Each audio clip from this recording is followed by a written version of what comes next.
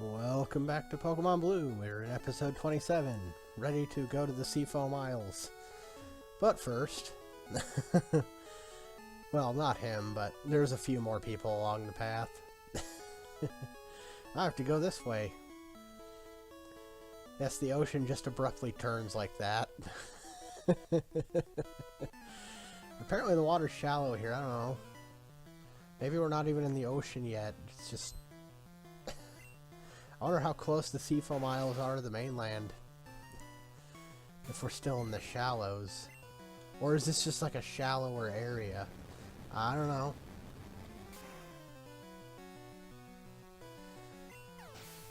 So who's getting tired of these sea battles? 'Cause I know I am. I eventually start speeding up through these because they are all ridiculously samey. Even though they're using like 5, 6 different types of things, you know. But it's just so samey because they're all water type, and water type is like the most abundant type in the in the game. Oh well. If I'm out here fighting trainers, it means I'm not in the Seafoam Isles, and that can only be a good thing, because Seafoam is a quiet getaway. It's quiet, it is a getaway, and I'd rather get away from it. You know? And I'm not joking when I say it's the most soul-crushing dungeon in the game. It just might be one of the most soul-crushing dungeons of all time, like ever made. I don't know. I haven't played through them all. I haven't played through every dungeon ever made, so I guess I wouldn't know. It's certainly bad to me, though. And the Cedra. Cedra is, like, unfortunate because it's so awesome, and yet it's so bad. Like, it looks awesome. It's this awesome, like, seahorse with, like, spines and an angry face. I don't remember much about its stats as far as how good it is goes, but its move pool leaves a lot to be desired. Like, I suppose, you know, that can be said about a lot of things, even some things that I generally consider usable, like Marowak. But I've never considered Marowak to be good, I just, you know, I like him. I like Cedar, though. He'd gain an evolution in Gen 2 that would make him pretty good. Kinger is awesome. We're almost there. I go through a bunch of repels in this episode. As you can run into wild encounters on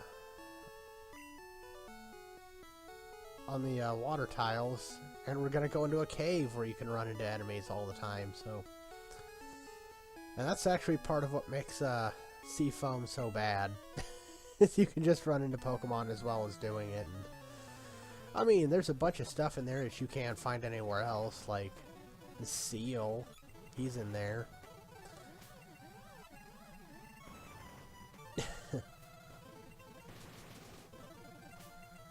I think that's where you actually find Shelter, which is that little clam thing. I don't know what else in there that's unique. I think everything else you can find by fishing that I would think would be in there.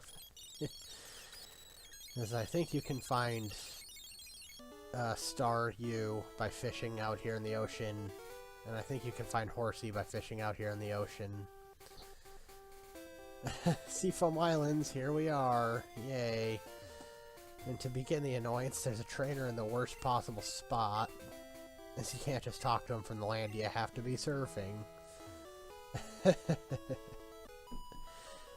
She loves floating with the fishes.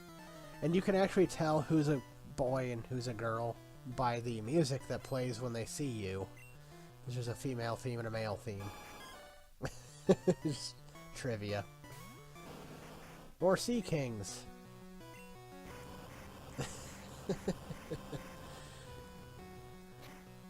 He's about to mess me up if this is the Sea King I think it is. Yes, it is. Alright. This confusion's gonna be annoying. Bonk.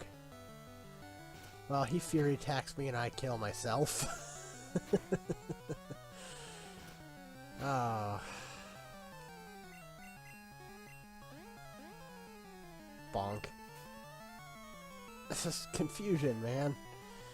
It's such a weird status because, like, bonk. I don't know what the actual percentage chance of you hitting yourself is, but I don't think it's 50-50.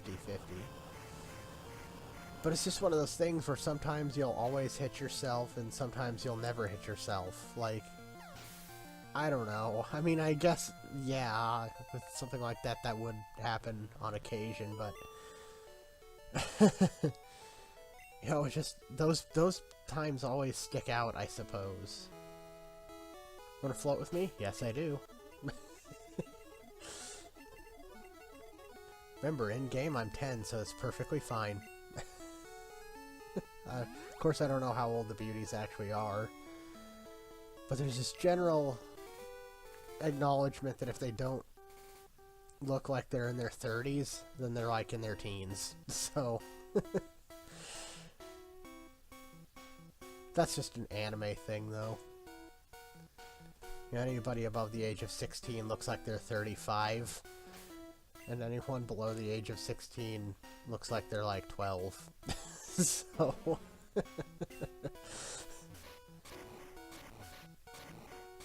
And then if we're to trust Dragon Ball, anybody who is 12 looks like they're actually 8.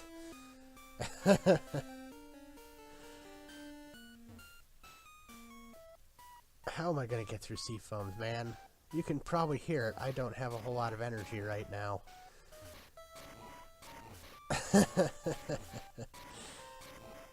It's just one of those tired days.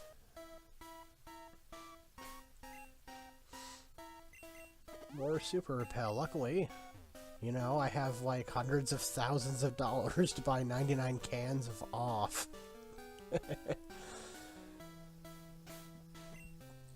So the gimmick here, as you've probably noticed by now, because I think I've pushed a boulder by this point, is on the lower levels, there's a bunch of water that has currents.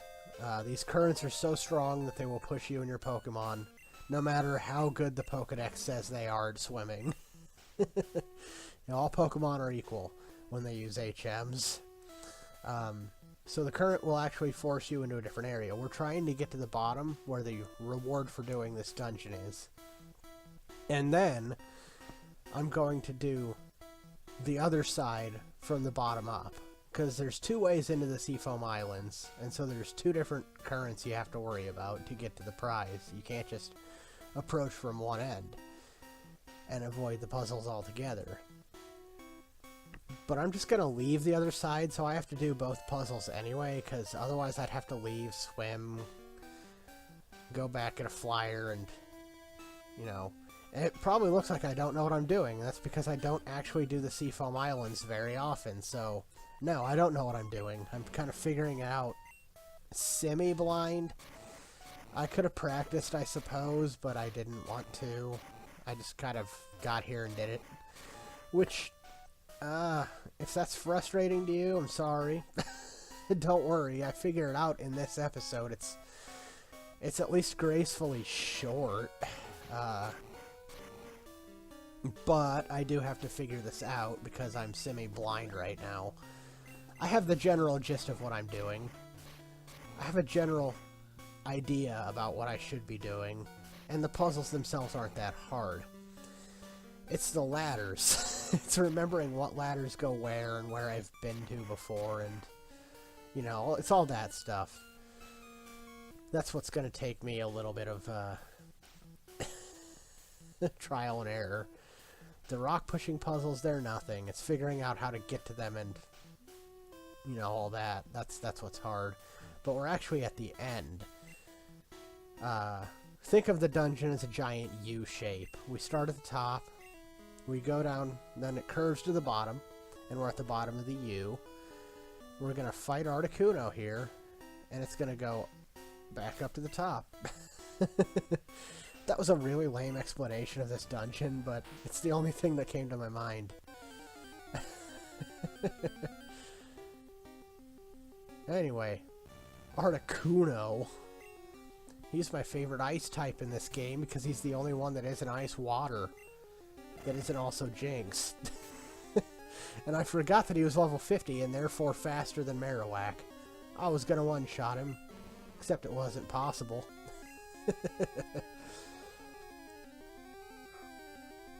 Yeah, Jinx is a Pokemon that I've hated since Gen 1 because I don't like Pokemon that wear clothes. This includes Hitmonchan. I don't like Hitmonchan very much.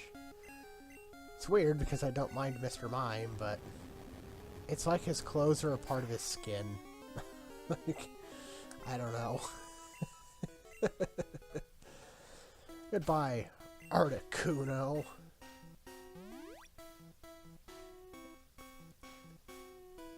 Now I've only got one more legendary bird to hunt down and destroy.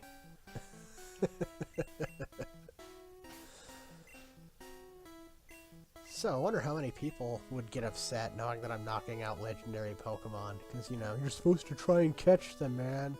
They're one of a kind. You're supposed to. It's part of the challenge. And I'm just like, I don't care.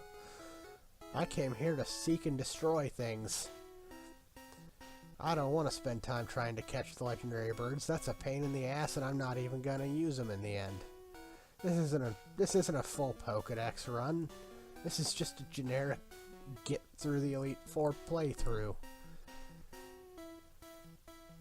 What does that mean? You don't go to the secret after Elite Four dungeon to get the Mewtwo at the end? You don't go to Mewtwo?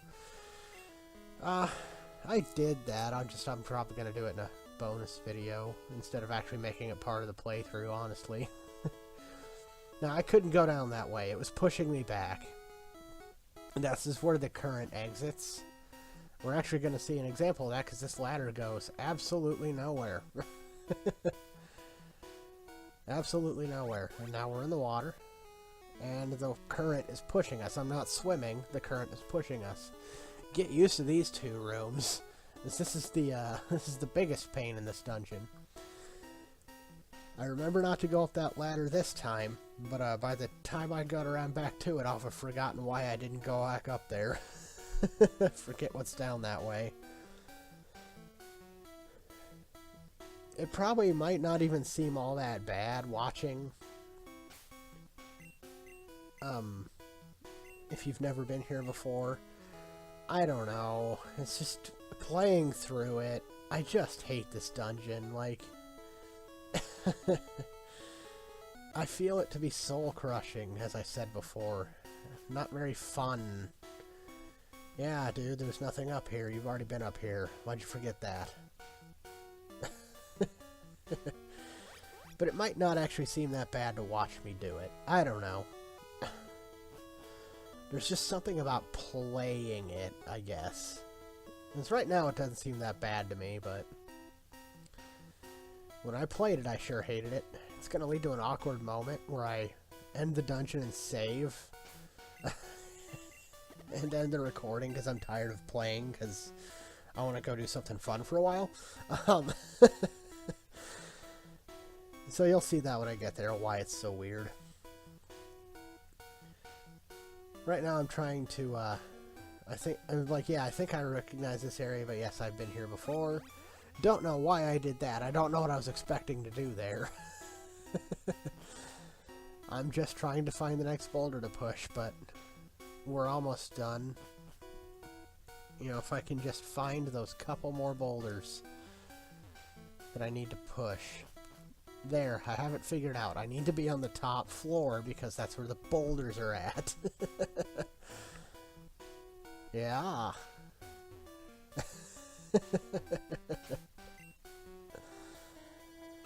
And in Gen 1, you have to constantly go into the menu to use your HMs. Like, future gens after this, they'd realize that's a little tedious, so it becomes a little more context sensitive to where you can just click on the item and it'll ask you if you want to use the HM. Like, for instance, that boulder.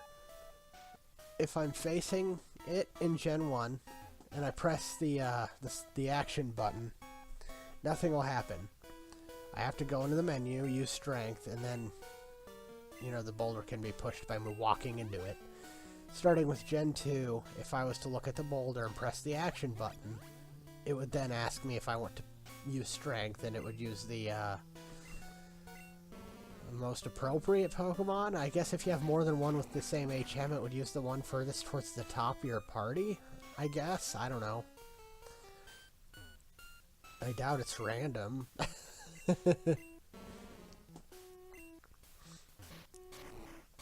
But it's part of what makes this dungeon so tedious, is you have to constantly pause.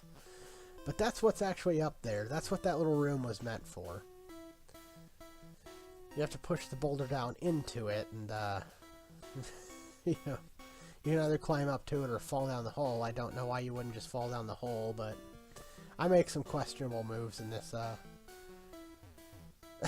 I don't know if I've made anything yet, or not, you know.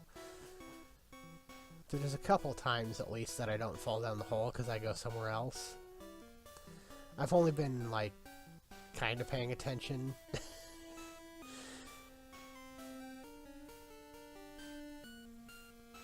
Maybe that's why it's so tolerable. I'm just talking to myself and not really paying attention to what's on screen. You know, well, vaguely paying attention. I have an idea of what's going on. I just can't remember all the steps I've taken up to this point. I'm figuring it out, though.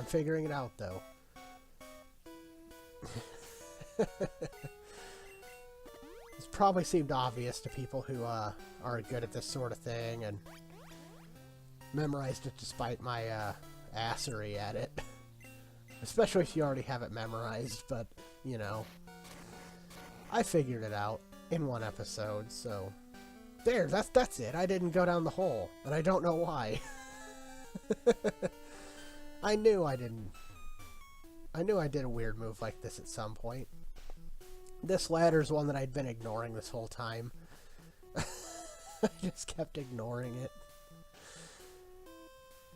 It wouldn't have helped me until now, but bam, we no longer have to worry about the current. And instead of going where I'm supposed to, I'm going into that stupid room again. I have no idea why. I don't know why I did this. But there's probably an item on that little ledge towards the bottom that I kept ignoring. In reality, I just didn't see it. So I don't know what's there. Maybe it's something useful. Oh, the exit. You know. Oh, and I awkwardly saved because I was done recording. I didn't want to record anymore, so there's a little bit of an awkward moment there that I had to cut around. But it didn't even take me probably a little over 10 minutes, semi-blind, to do that entire dungeon. So it's not very long. It's just the worst dungeon in the game because, oh. Especially if you don't have repels. If you don't have repels, it gets even worse because you're running into random encounters.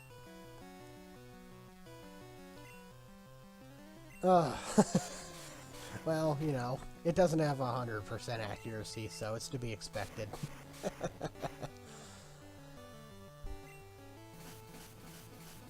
Now, earlier on in the playthrough, I was contemplating what they could do to make rap more balanced. And I came to the decision that, you know, in future gens, maybe if they would have prevented you from escaping combat, or like switching Pokemon, it would be more balanced.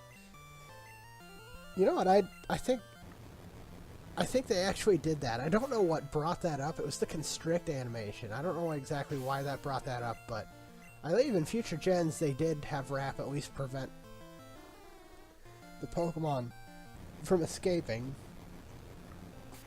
You know, in Gen 1 it didn't do that. You could switch out. Which is why it's not as broken as I make it out to be and other people make it out to be. Like, it can be lame, but it's very, very manageable. You just have to remember that you can switch. Now, I don't know if that was in Stadium only, or if, like, actual Game Boy games allowed you to switch or not. I just can't remember. But I know in Stadium you can switch, and I only know that because I was playing through Stadium with a team and I had something specifically wrap toxicing. Because that's, in theory, a stupid combo where you toxic and the poison gets worse and worse, but you wrap them so they can't do anything. The idea being that, well, they're just gonna die without being able to do anything.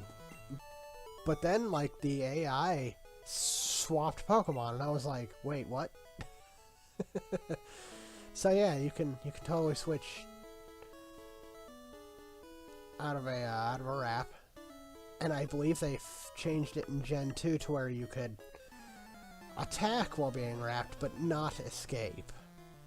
So when I brought that up in an earlier part, I didn't realize later gens actually did that, and wrap's still pretty much bad.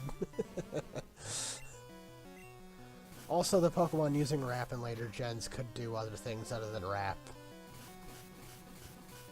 You know, it's strictly a move that did pretty little damage and prevented escape. Which, I mean, I guess it has its place, but you're better off using a move like Mean Look. Or just having a Pokemon in even later gens that has, like, Arena Trap. But we'll get into poke abilities later.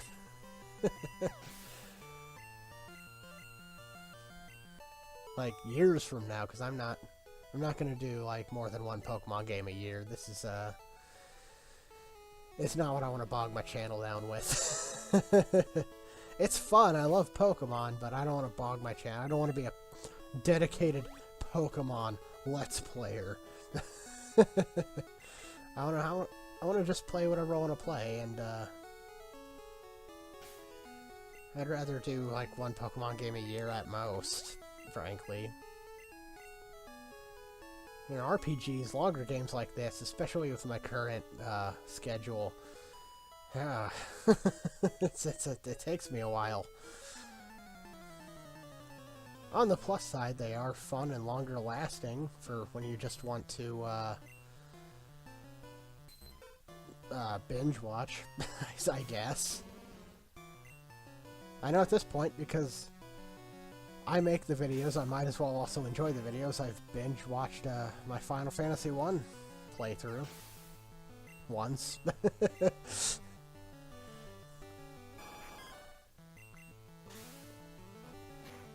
Oh, Double Edge, I should use you more often. That was a terrible, terrible singing voice. I don't even know if that registered as singing, frankly. I might sound more like I was talking weird. I was not willing to deal with Marowak being confused against a water type, even though he used Fury Attack, meaning he probably doesn't actually have any water moves.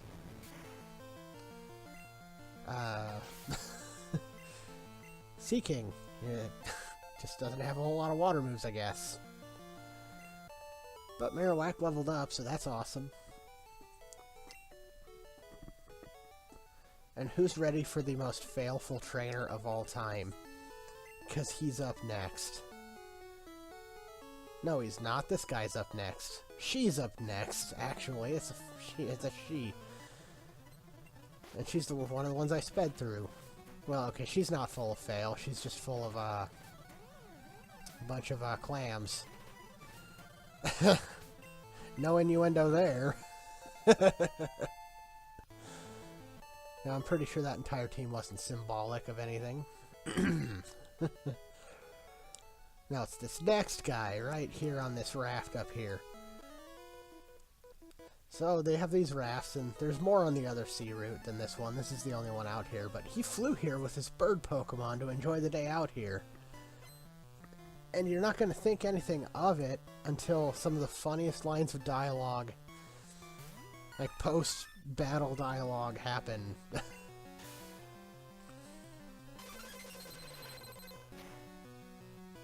But I'm just gonna, you know, use weed against a bunch of birds, because he's level 45 and should be out front, but I didn't realize that. Bam. hyper beaming his Fearos. Till he sends out Pidgeotto. Which should be higher level and a Pidgeot, but whatever. Alright. Oh no! Well, what? What's the problem? My birds can't fly me back.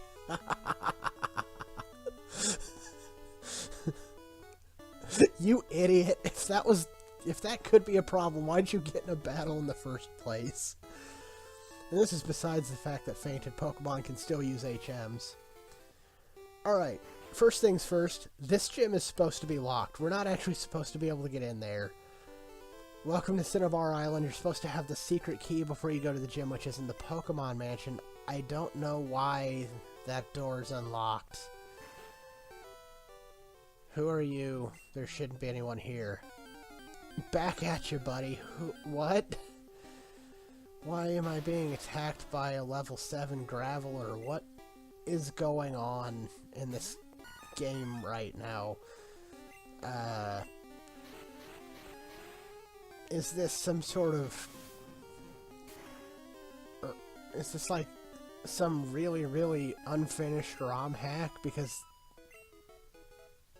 is this like some sort of anti-hacking maneuver where you can, or if this happens, your game has been hacked? Is my game haunted? I don't know what any of this is about. Like, I was so confused as to why the gym was unlocked, and I just ran into a level 7 Graveler who asked me who I even was and why I was there. So, I stopped playing because, it's a little weird. That's not normal. That's not supposed to happen. I don't know what that was about, but I'll see you next time. Have a good day. Bye.